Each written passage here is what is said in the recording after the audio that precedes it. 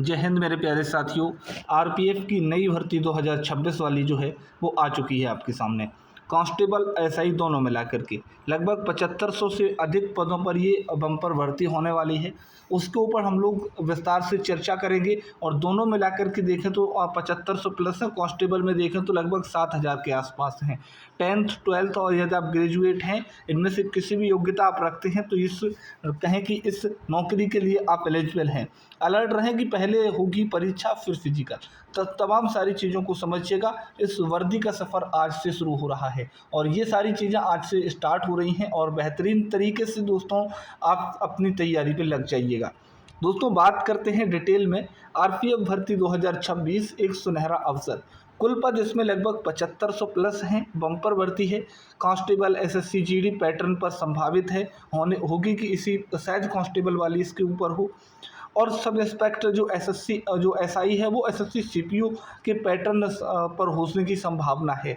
दोस्तों बात करें ऑल इंडिया आवेदन हो सकता है। कौन कर सकता है? तो ऑल इंडिया में चाहे आप मेल या फिर फीमेल दोनों उम्मीदवारों के लिए समान अवसर हैं। बेसिक पे 21,700 लेकर के 35,500 रुपये इसका होता है।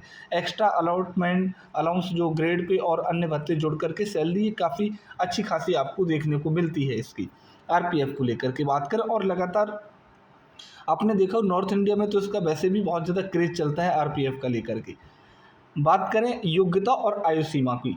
योग्यता एसआई के लिए अगर हम बात करें तो ग्रेजुएशन होना जरूरी है। किसी भी पास में आप किसी भी स्ट्रीम से आप स्नातक होने चाहिए, ग्रेजुएशन रखते हों।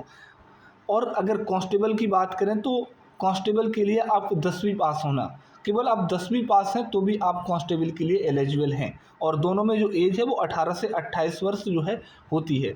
अगर छूट की बात करें तो ओबीसी में दोस्तों 3 वर्ष की छूट अधिकतम 31 वर्ष तक हो जाएगी। और जो आपके एससी एसटी होते हैं इनमें 5 वर्ष की छूट मिला करके इनकी अधिकतम आयु जो है वो 33 वर्ष हो जाती है। तो ये आपको जो रिलैक्सेशन मिलता है एज का वो आपको यहाँ पर वैसे के वैसे ही देखने को मिलेगा। ऑनलाइन आवेदन शुल्क की बात करें तो ओबीसी और जनरल के लिए 500 रुपये, एससी एसटी पीडब्ल्यूडी के लिए 250 रुपये। आवेदन केवल ऑनलाइन माध्यम से स्वीकार किए जाएंगे। बिल्कुल सारी चीज़ें भी चलती हैं तो फिर इसमें कोई दिक्कत वाली बात है नहीं। दोस्तों अगर हम आगे समझे सिलेक्शन प्रोसेस की बात करें तो ये 4 चरणों का चक्रव्यूह है सिलेक्शन प्रोसेस। सबसे पहले सीबीटी एग्जाम कंप्यूटर आधारित परीक्षा, उसके बाद आपका पीईटी होना है, उसके बाद डीवी आपका, फिर मेडिकल टेस्ट। अगर हम यहाँ पर देखें तो पहले परीक्षा होगी, हाँ फिजिकल नहीं होगा बिल्कुल। दोस्तों अगर हम पीईटी पीएसटी की बात करें शारीरिक परीक्षण की तो दौड़ कूद लंबाई और सीने की माप ये सब होता है इसमें। लेकिन सीबीटी एग्ज़ाम पास करने के बाद में अगर हम क्या क्या होता है वो भी सारी चीज़ें सीबीटी वाइज समझ लें इस चीज़ को लेकर के चरण 1 2 करके। कुल प्रश्न एग्जाम के अंदर दोस्तों 120 प्रश्न आएंगे। 120 प्रश्न 120 अंकों की होंगी, यानी कि हर प्रश्न हर 1 नंबर का होगा।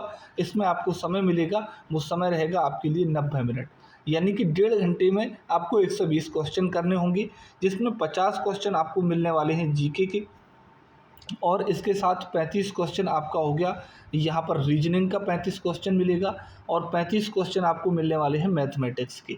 तो गणित के भी यहाँ पर 35 क्वेश्चन, रीजनिंग के 35 क्वेश्चन और जीके के 35 क्वेश्चन।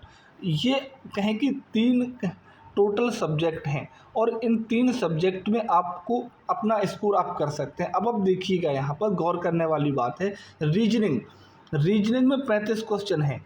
क्या अगर हम रीजनिंग बेहतरीन तरीके से सही कर लें तो रीजनिंग में से कोई अगर हम 1-2 नंबर हटा दें, दोस्तों रीजनिंग में से 1-2 नंबर हटा दो तब भी आपका अच्छा खासा वेटेज रहेगा, यानी कि आप लगभग 32-33 कर रहे होगी रीजनिंग के अंदर। और ऐसे ही आप मैथ में देखो 32-33 यहाँ पे भी कर सकते हो। ये भैया फिक्स नंबर हैं मैथमेटिक्स और रीजनिंग वाला।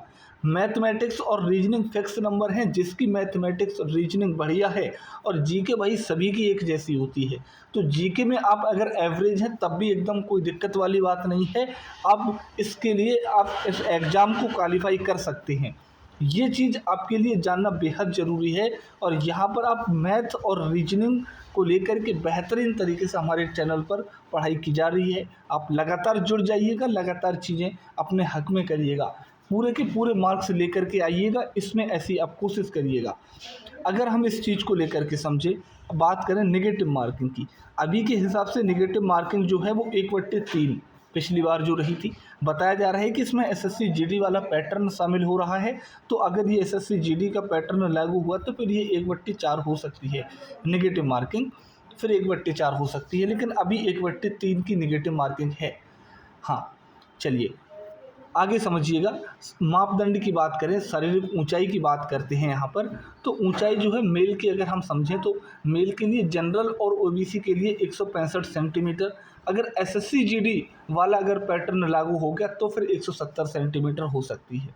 अभी 165 है, क्योंकि आप जानते हैं एसएससी जीडी में 170 हो चुकी है, तो 170 सेंटीमीटर अगर वही लागू हुआ तो फिर इधर भी माना जाएगा 165 वाला, 170 वाला एसएससी जीडी वाला। फीमेल में जनरल ओबीसी में 157 सेंटीमीटर। मेल की अगर बात करें, male SC ST 160 centimetre, female SC ST 152 centimetre, ये आपको हो जाएगी। सीना की बात करें तो वो मेल्स में फीमेल में मापा नहीं जाएगा, तो ओबीसी का 80 से 85 चाहिए, एससी एसटी का 76.2 से 81.2 सेंटीमीटर तक होना चाहिए। पुरुषों की बात कर रहे हैं, 5 सेंटीमीटर का जो फुलाव है वो अनिवार्य है इसमें दोस्तों, तो 5 सेंटीमीटर का फुलाव आपको करना पड़ेगा अनिवार्य के तौर पे, अनिवार्यता पे। फिजिकल की बात करें दौड़ की, तो रेस में दोस्तों 1600 मीटर आपकी रेस आपको लगानी होगी मेल में, वो भी 5 मिनट 45 सेकंड के अंदर। और महिला अगर आप हैं, महिला कैंडिडेट हैं फीमेल, तो फिर आपको 800 मीटर रेस जो है 3 मिनट 40 सेकंड में आपको क्लियर करना पड़ेगा। दौड़ की प्रैक्टिस आप आज से ही शुरू करते हैं, पेपर का लेवल उतना ज़्यादा आता नहीं है, केवल प्रैक्टिस तो आपकी होनी चाहिए ज़बरदस्त तरीके से, तो फिर आप एग्ज़ाम को निकाल सकते हैं दोस्तों।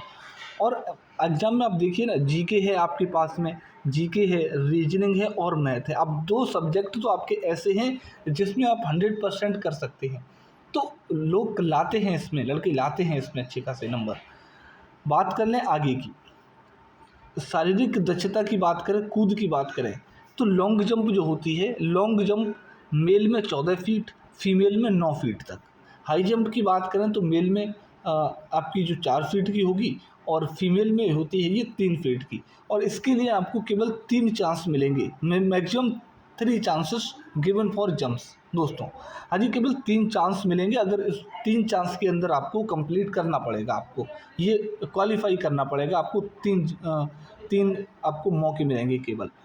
डॉक्यूमेंट चेकलिस्ट और अंतिम चेतावनी की बात करें तो 4 से 20 नवीनतम पासपोर्ट साइज फ़ोटो, 6 महीने से पुरानी नहीं होनी चाहिए, ये डीवी की बात कर रहे हैं हम लोग। निजी मोबाइल नंबर, ईमेल आईडी, आधार कार्ड से लिंक, ये सब आपके पास होना चाहिए। 10वीं मार्कशीट, ग्रेजुएशन डिग्री जो एसआई के लिए अगर हैं तो, जन्म प्रमाण पत्र दोस्तों, इसके अलावा आप जाति प्रमाण पत्र आपका सेंट्रल गवर्नमेंट का होना चाहिए। फॉर्म रिजेक्ट होने से आप बचाएं अपना, आपका नाम, माता पिता का नाम और जन्म तिथि बिल्कुल आपकी 10वीं की मार्कशीट से मैच होना चाहिए। ये सारी चीज़ें आपकी होनी चाहिए। वर्दी का सफ़र आज से शुरू करें, सिलेबस समझें, दौड़ शुरू करें, दस्तावेज अपने तैयार रखें। जी हाँ दोस्तों, दस्तावेज अपने तैयार रखें, और लगातार चैनल पर क्लासेस चल रही हैं, क्लासेस आप ज़रूर अटेम्प्ट करिएगा। Thank you, all the best.